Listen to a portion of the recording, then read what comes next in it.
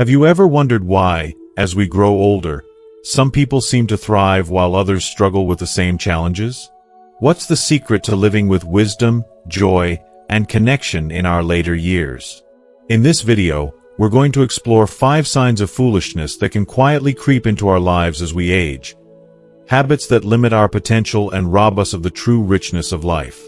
Whether it's closing your mind to new ideas, blaming others, or clinging too tightly to the past, these tendencies can prevent us from embracing the fullness of our golden years. But don't worry, this video isn't just about pointing out flaws. It's about recognizing these habits and turning them into opportunities for growth and fulfillment. By the end of this video, you'll learn how to overcome these signs of foolishness and cultivate a life filled with wisdom, purpose, and meaningful connections. Here's why you should keep watching. We're not just talking about theory here. We're sharing real-life stories and lessons that will help you make the most of every stage of life. From practical tips on staying open-minded, taking responsibility, and embracing change, you'll discover how to transform your mindset and relationships, creating a life that reflects your deepest values. So, if you're ready to leave behind habits that hold you back and step into a future that is full of possibility, grab a cup of tea, sit back, and let's dive into these life-changing insights together.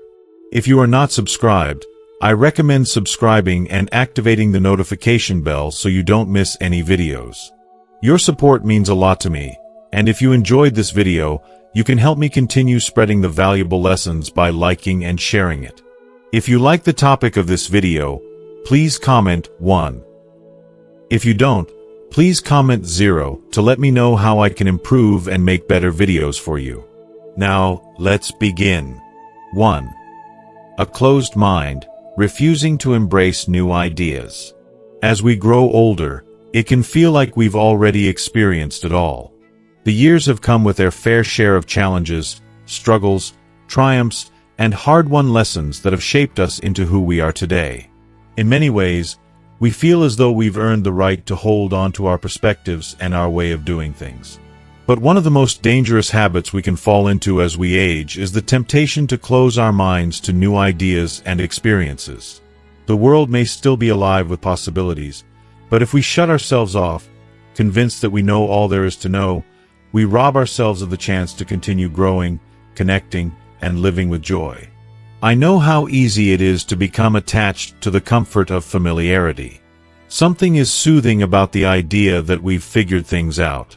We've survived hardships, navigated complex emotions, and weathered the storms life has thrown at us.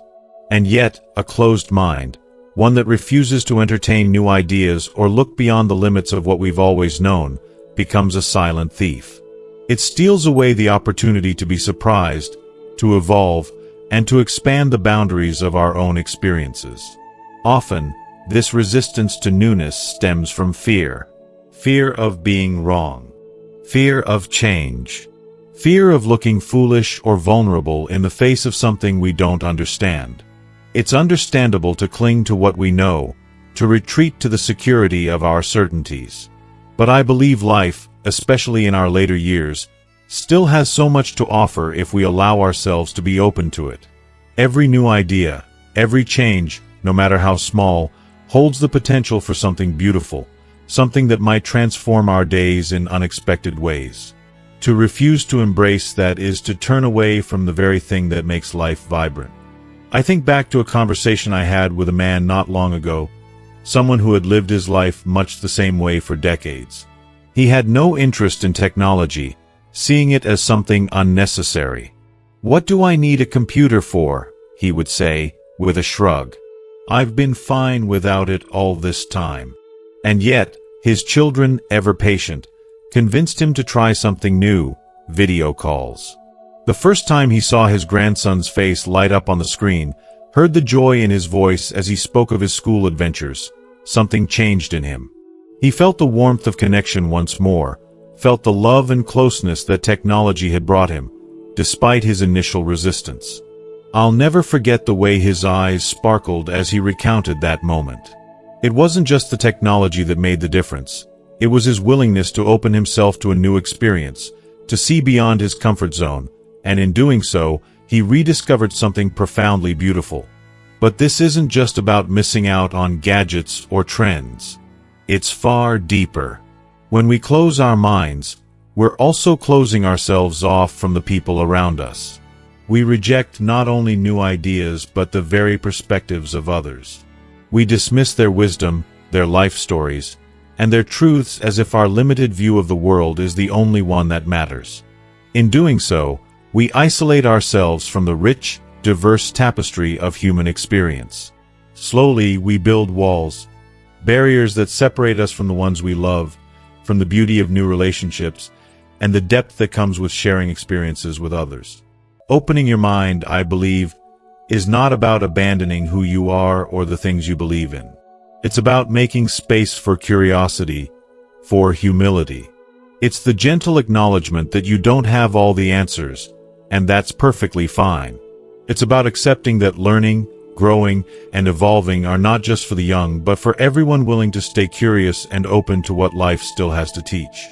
In this way, we honor our spirit, keep it alive, and allow ourselves to continue becoming who we are meant to be, even in later years. I've come to realize that every time we resist something new, we're giving ourselves the chance to grow. We must ask ourselves, why do we shy away from the unfamiliar?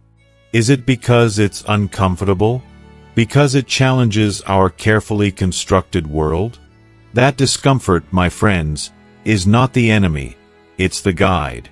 It's the signal that we are being pushed to grow, to stretch, and to see the world with a renewed sense of wonder. And if we're brave enough to follow that path, we will discover that there's an entire world waiting for us. One full of new experiences, deeper connections, and greater understanding. In the end, keeping an open mind isn't about constantly learning facts or trying every new thing.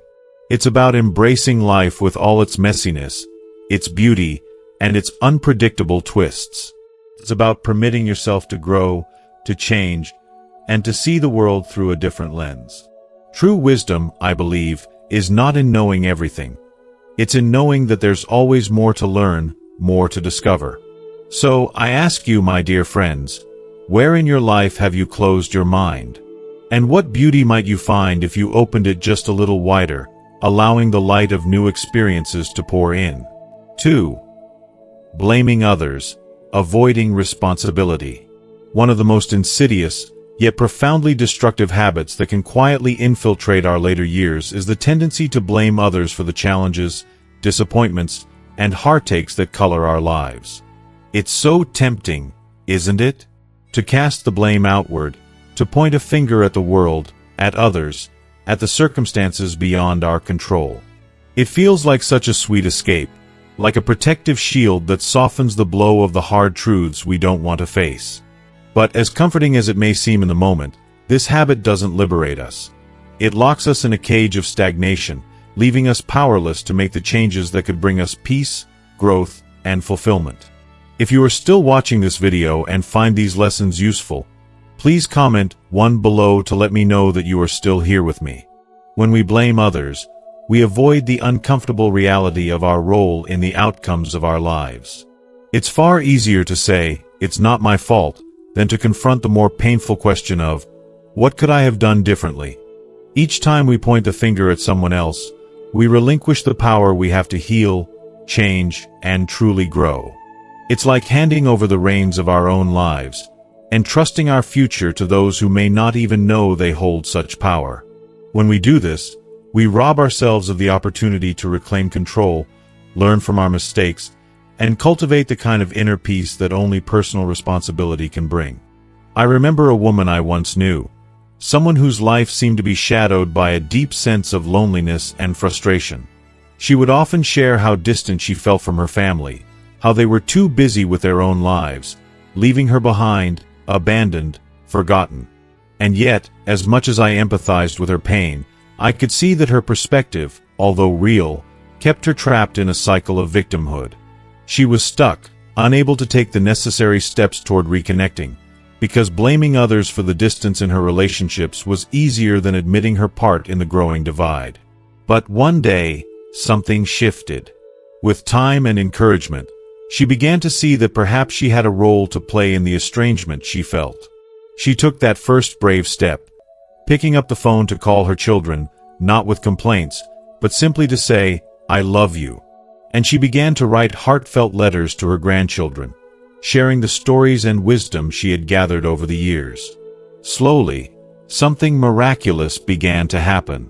The distance that she had so often blamed on others began to shrink, not because her family had drastically changed, but because she had taken ownership of her relationships. This, my dear friends, is the power of personal responsibility. It is not just about changing our actions. It's about changing our mindset. Blaming others doesn't just stunt our growth, it also wreaks havoc on our relationships. It creates walls where there should be bridges, turning loved ones into adversaries in our minds. When we constantly cast blame, we lose sight of how we contribute to the dynamics around us. This is where resentment takes root and tension builds, creating a silent divide between us and those we hold dear. The truth is that real, lasting relationships are built on mutual accountability. They require us to humbly admit when we've made mistakes, to apologize with sincerity, and to take full responsibility for our part in the narrative. Responsibility isn't easy. It requires courage, vulnerability, and the ability to face the uncomfortable truths about who we are and what we've done. But this very act of ownership is also the most liberating thing we can do. Imagine, for a moment, the freedom that comes with letting go of blame. The emotional weight lifts, and suddenly, we can see challenges not as insurmountable obstacles, but as chances to grow, to learn, and to become better versions of ourselves. Instead of endlessly focusing on the flaws of others, we can ask ourselves, what can I do to make things better? We stop waiting for the world to change, and we take the first step toward changing ourselves. In doing so, we empower ourselves, reconnecting with the very essence of what it means to be human. This shift in mindset doesn't just heal our relationships, it heals us. It brings an internal peace that no amount of blame ever could. It's a peace rooted in self-awareness, growth, and the courage to embrace our imperfections while striving to be better. So, my dear friends, I ask you to reflect for a moment. Are there areas in your life where you've been too quick to blame others? Perhaps it's time to pause and ask yourself, what can I do to make this better? The answer may not always come easily, and the journey may not be without discomfort, but I promise you, it will always be worth it. Because responsibility, though it may feel heavy at times, is the key to a life that is rich in dignity, growth, and connection. Qualities that will stay with you long after the bitterness of blame has faded. 3. Arrogance, thinking you know it all. As we journey through life and grow older, it's only natural to feel that we have gathered a wealth of wisdom. After all, the years we've lived are a tapestry of experiences. Moments of triumph, hardship, joy, and sorrow. We've fought battles, overcome obstacles, and carried the weight of lessons learned, piece by piece.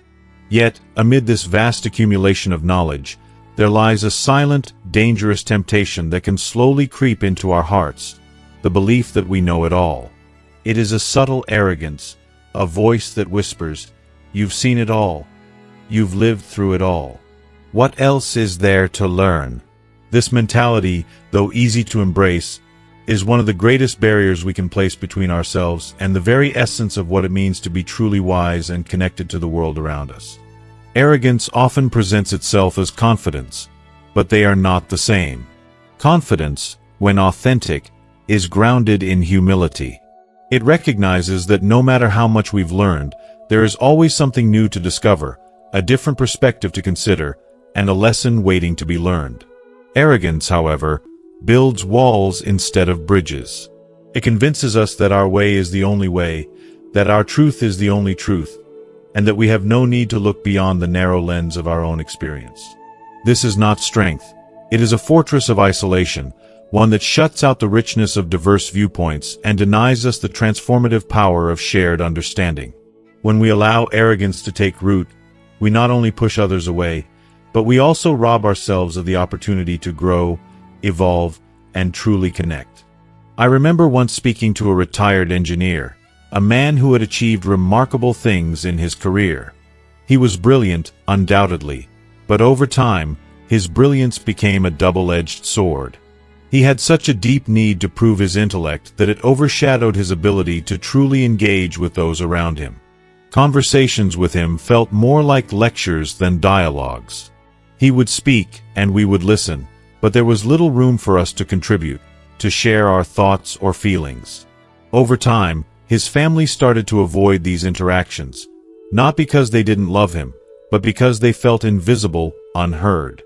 They longed for a connection, not a monologue.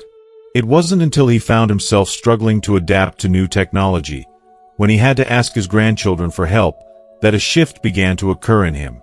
In that moment of vulnerability, he realized that his greatest wisdom was not in being right all the time, but in his willingness to admit when he didn't know something. True wisdom, he learned, is not about being the expert in every conversation or knowing all the answers. It's about the courage to ask questions and to listen, to humbly admit, "I don't know," and open ourselves to the lessons others can offer. It's a reminder that the world we live in is always evolving, and no one, no matter how seasoned or accomplished, can claim to have the full picture. We close ourselves off from the beauty of growth when we convince ourselves that we already know everything. The world is a vast, ever-changing place, and every person we meet has something valuable to teach us if we are willing to listen. It takes true strength, not weakness, to acknowledge that we do not have all the answers. It's a quiet strength that invites others in, and fosters connection and mutual respect. When we humble ourselves, we create space, not just for knowledge, but for the deep, meaningful relationships that sustain us. Humility doesn't diminish us. It magnifies us. It allows us to see the world with fresh eyes, and approach each day with the wonder of a student, ready to learn and grow. Humility encourages dialogue over monologue and connection over isolation. It teaches us that wisdom is not a solitary pursuit. It's something that thrives in the exchange of ideas, the sharing of experiences, and the mutual respect we show one another. When we embrace humility, we embrace the opportunity to continually evolve, cultivate the wisdom of understanding, and grow in ways we never imagined possible. Arrogance, in all its bluster, often masks a deep-seated insecurity. It's a defense mechanism, a fear of being vulnerable, of being seen as weak or unimportant. But let's be clear, admitting our limitations and seeking to learn from others is not a sign of frailty. Quite the opposite, it's a mark of true strength. It takes tremendous courage to let go of pride, to set aside ego, and to open ourselves to the possibility that there's always something more to discover. So I ask you, my dear friends, to reflect. When was the last time you truly listened to someone, without preparing your response or waiting for your turn to speak? Are you genuinely open to new ideas, or do you dismiss them because they challenge what you think you already know? Let's strive to embrace humility, not as a way of diminishing ourselves, but as a celebration of the endless opportunities life presents for growth and connection. In our later years, when the weight of experience often leads us to believe we've seen it all, let's instead choose to approach life with a heart full of curiosity. The wisest among us are not those who claim to know everything, but those who approach each day with the humility and wonder of a student, ever ready to learn, to grow, and to connect deeply with the people and world around them. 4. Lack of empathy, failing to understand others. In the winding, unpredictable journey of life, there is a truth that becomes more evident with time. The deepest, most meaningful connections we form with others aren't created merely through shared thoughts or agreements. No, they are born from a shared understanding, a true sense of empathy that transcends the surface. And yet, one of the most painful, isolating habits a person can develop, particularly as they grow older, is the inability or unwillingness to understand others. A lack of empathy. The failure to look beyond one's perspective, to pause and feel what another person is experiencing, is one of the most heart-wrenching barriers to genuine connection. Empathy, in its essence, is more than just being kind. It's about connection. It's the powerful, almost sacred ability to step into someone else's world, to feel their joys, their sorrows, their triumphs, and their heartaches as if they were your own. It's not about fixing someone or offering advice, though that can sometimes be necessary. It's about standing alongside them, offering your understanding without judgment. When empathy fades, relationships wither, often leaving us adrift in a sea of loneliness. Without empathy, the world feels colder and more isolated, a place where only our thoughts, our own experiences, matter. And that, my dear friends, can be one of the most desolate feelings of all. If you are still watching this video and find these lessons useful, please comment 2 below to let me know that you are still here with me. I remember meeting a man, a well-meaning, well-educated soul, who had an unfortunate habit of dismissing the emotions of those around him. He would hear his daughter express her frustrations about life, and without a second thought, he'd wave it off with a, "You're just overreacting." When his grandson shared his excitement over a discovery or hobby, this man would scoff and say, "That's not important." Over time, his dismissive words, even though they were never meant to wound, created a chasm between him and those who loved him. His family began to retreat from him, unable to feel heard, unseen, or valued. His inability to empathize with their feelings was quietly but powerfully pushing them away. It wasn't until his health began to decline, and he found himself in need of understanding and compassion, that he began to truly comprehend the depth of what he had lost. Empathy is so much more than just hearing words. It's about truly listening. It means offering not only your ears but your heart. It's about quieting your thoughts and giving another person the space to share without fear of being judged or dismissed. And yes, it requires effort. It means resisting the urge to pass judgment, to make assumptions about someone's feelings, and instead meeting them where they are. This is especially crucial as we age, when the generational gap between us and younger people can seem vast. They live differently, think differently, and sometimes express themselves in ways that seem foreign to us. But empathy, my friends, is the bridge that connects us all, the glue that reminds us, at our core, that we are more alike than we are different. Beneath all the noise of life, all we truly long for is connection, to feel seen, heard, and accepted. But let's not fool ourselves. Failing to practice empathy doesn't just hurt others. It diminishes us as human beings. It narrows our world, closing us off from the richness that comes from shared moments, from the warmth of mutual understanding. It takes away the beauty of relationships, those bonds that make us feel alive and truly cared for. When we fail to empathize, we miss out on the opportunity to offer the love, support, and kindness that is so necessary to maintaining strong connections. Empathy doesn't always require grand gestures. Sometimes, it's the quiet, subtle things that make all the difference. It's sitting with someone, just being there, even in silence. It's holding their hand when words are too heavy, offering a simple, "I'm here for you," without needing anything in return. It's acknowledging the weight of another's struggles, without needing to fix them, but just offering the comfort of your presence. Empathy, at its best, is the most profound gift we can give. It tells the other person, "Your feelings matter to me. You are seen. You are heard." It's recognizing that every person, no matter how strong they seem, carries burdens we might never fully understand, and yet, we choose to respond to them with compassion, not judgment. In the end, practicing empathy is a choice. A choice to value connection more than convenience, understanding more than ego, love more than indifference. It's a daily decision, a practice we choose to embrace, not because it's easy, but because it's worth it. The rewards are immeasurable. Empathy deepens our relationships, broadens our hearts, and brings a richness to life that nothing else can. It reminds us every single day that we are not alone in this world. We are all connected by this simple, beautiful truth. We are all in this together. So, my dear friends, take a moment to reflect on your own life. When was the last time you truly listened to someone? Not just to respond, but to understand. When did you last make the effort to step into someone else's world, to see things through their eyes? And most importantly, how can you bring more empathy into your life, starting today? Empathy is not just a gift we give to others. It's a gift we give to ourselves, too. It opens our hearts, deepens our connections, and allows us to experience the full beauty of being human. It is never too late to grow in empathy, to practice the wisdom of the heart, and to allow that wisdom to guide us into a more fulfilling, meaningful existence. 5. Fear of change, clinging to the familiar. Change is an inevitable part of life, yet for many of us, it can feel like an unwelcome guest, especially as we grow older.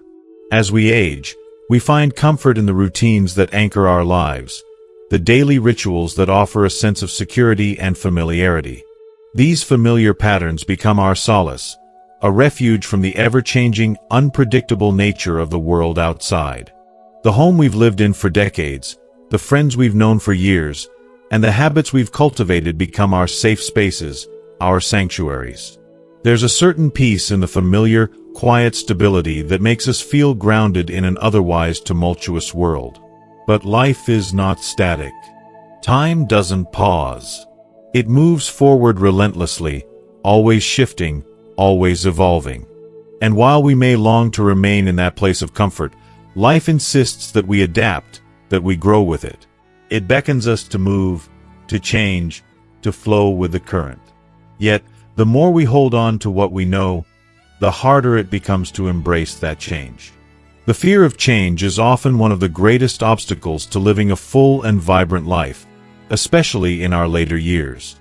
It's natural to feel resistant to change, particularly when we've spent decades cultivating a life that feels safe and predictable. Change, in all its forms, can be terrifying because it means stepping into the unknown. It brings uncertainty, loss, and the fear of the things we hold dear slipping through our fingers. As younger individuals, we may have welcomed change with a sense of adventure. It was exhilarating to face the unknown, to step into new experiences with wide-eyed wonder. But with age, change becomes more daunting. We've seen what it can take from us. We've witnessed friends and loved ones grow ill, change careers, lose their homes, or leave this earth entirely. The weight of those experiences can make us hesitant and afraid to risk what we've worked so hard to build. I often find myself thinking about Eleanor, a woman I had the privilege of knowing in my younger years. Eleanor was a force of nature, full of warmth and wisdom. She had spent 50 years in the same house, the place where she had raised her children, shared countless meals with her late husband, and filled the rooms with the laughter and chaos of a growing family. Over the years, the house had become a reflection of her life, a repository of memories, a physical manifestation of who she was. But as she grew older, her health began to decline. She could no longer care for the house as she once had, and her children, concerned about her well-being, suggested she move to a smaller home, one closer to them. It would be easier for them to help her, and the smaller space would require less upkeep. But Eleanor resisted the idea with every fiber of her being. She fought it fiercely, almost desperately. "This house is my life," she would say. "I can't leave it. It's where I raised my children. It's where I've lived for decades. How could I possibly leave behind all the memories, all the history?" I could see the fear in her eyes, the fear of losing everything that had defined her life, everything that had given her a sense of purpose and identity. And I understood it completely. We all have a deep attachment to the familiar, to the things that make us feel rooted. The thought of letting go is often a painful one. It's not just about the physical space, but the emotional and psychological ties we have to the life we've built. Change threatens to strip us of that, and in doing so, it threatens to take away a piece of who we are. The idea of losing that identity, that connection to the past, can feel like a death of a chapter in our life that we may not be ready to close. But life, as it always does, has a way of surprising us. After much persuasion, Eleanor eventually agreed to make the move. And while the transition was difficult, uncomfortable even, something incredible happened. She moved into a smaller, more manageable home closer to her family. The first few weeks were tough.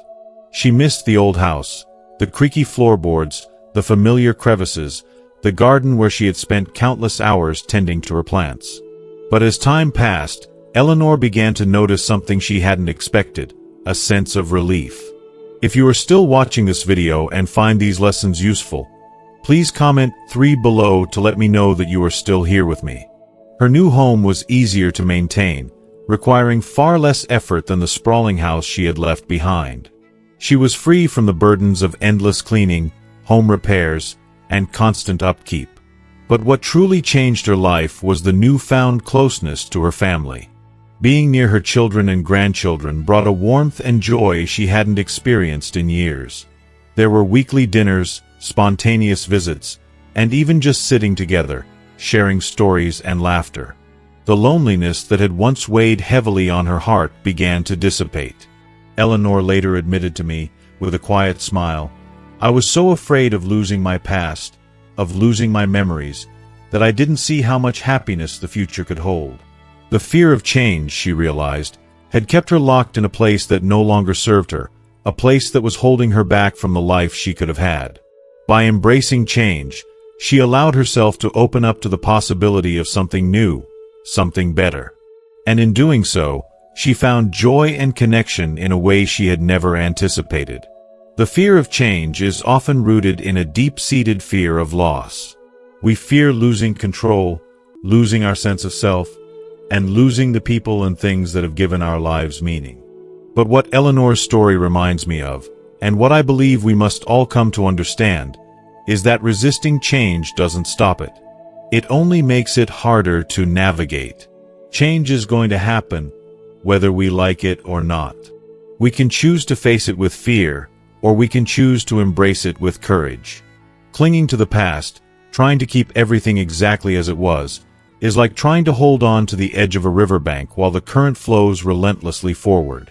The more we grip, the more we strain, the further we get left behind. It's only when we let go, when we accept that life is a journey of constant transformation, that we can begin to flow with it. Adapting to change doesn't mean erasing the past or forgetting who we are. It doesn't mean that we abandon everything we've known or loved. It simply means that we recognize that life is an ongoing process and that every stage of life brings with it new growth opportunities.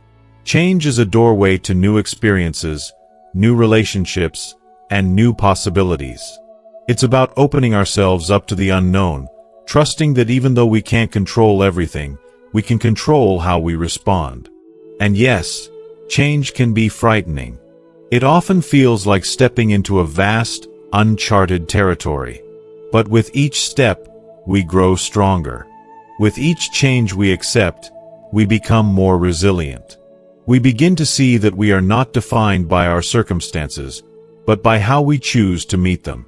And each time we face change with courage, we affirm that we are capable of adapting, thriving, and continuing to grow, no matter what age we are. The truth is, that fear will always be a part of the equation. But it doesn't have to stop us. Fear can sit beside us as we take those first steps into the unknown, but it doesn't have to lead the way. When we choose to move forward, despite the fear, we show ourselves that we are capable of more than we ever thought possible. Change is not the enemy. It is the force that propels us forward, that allows us to continue to live fully, to continue to experience life with open arms. And in the end, isn't that what we all want? To live, to grow, to embrace the unknown, and to find joy in every moment of the journey?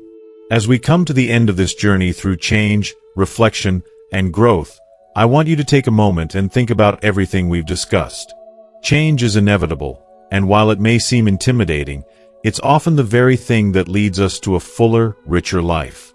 We've seen that clinging to the past, while comforting, can prevent us from embracing new possibilities that could bring joy, connection, and fulfillment.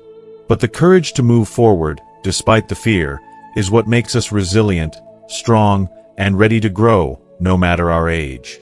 So, what have you learned so far? Is there a particular moment in this video that resonated with you? Is there something about change or the fear of letting go that you'll carry with you moving forward? I'd love to hear from you. Comment below and share one thing you've learned today that you'll bring into your life practice. It could be a mindset shift, a new approach to change, or even just the courage to let go of what no longer serves you. If you like this video, please leave your comment below, and don't forget to like, share, and subscribe to our YouTube channel for more content like this. Thank you for watching, and remember, the journey of growth and change is one we can all take together.